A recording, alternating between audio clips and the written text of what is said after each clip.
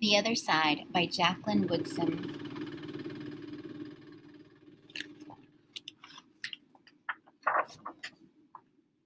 That summer, the fence that stretched through our town seemed bigger. We lived in a yellow house on one side of it. White people lived on the other. And Mama said, "Don't climb over that fence when you play." She said it wasn't safe. That summer, there was a girl who wore a pink sweater. Each morning, she climbed up on the fence and stared over our side. Sometimes I stared back. She never sat on that fence with anybody, that girl didn't.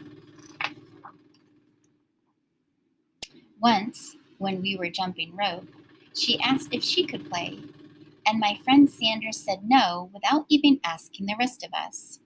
I don't know what I would have said. Maybe yes, maybe no.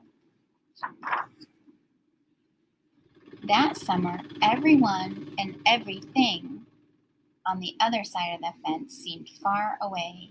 When I asked my mama why, she said, "Because that's the way things have always been." Sometimes, when me and Mama went into town, I saw that girl with her mama. She looked sad sometimes, that girl did. "Don't stare," my mama said. "It's not polite." It rained a lot that summer.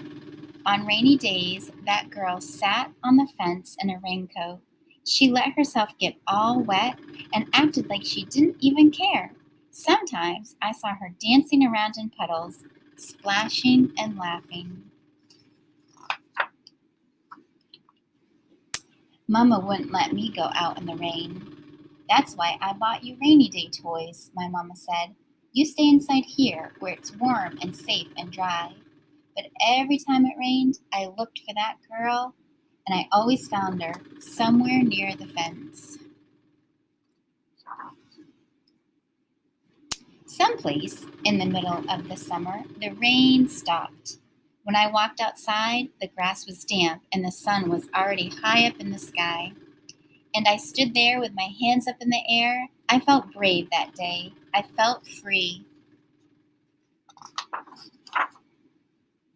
I got close to the fence, and that girl asked me my name.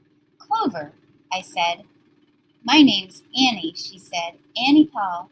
I live over yonder," she said, "by where you see the laundry. That's my blouse hanging on the line." She smiled then. She had a pretty smile. And then I smiled, and we stood there looking at each other, smiling. "It's nice up on this fence," Annie said. "You can see all over." I ran my hand along the fence. I reached up and touched the top of it. A fence like this was made for sitting on," Annie said. She looked at me sideways.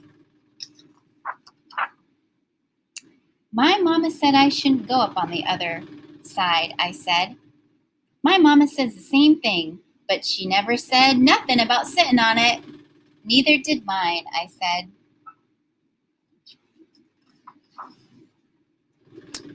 That summer, me and Annie sat together on that fence, and when Sandra and them looked at me funny, I just made believe I didn't care.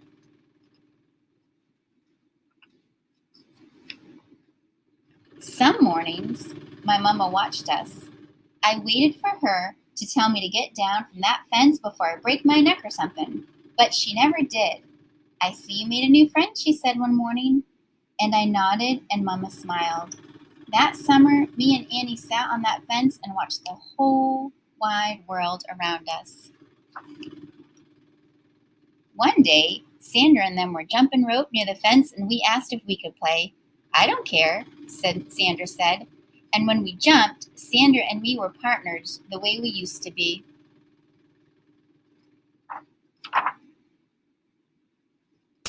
We were too tired to jump anymore. We sat up on the fence, all of us in a long line.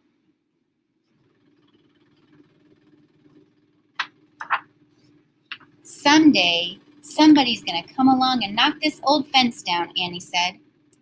And I nodded. "Yeah," I said, "someday.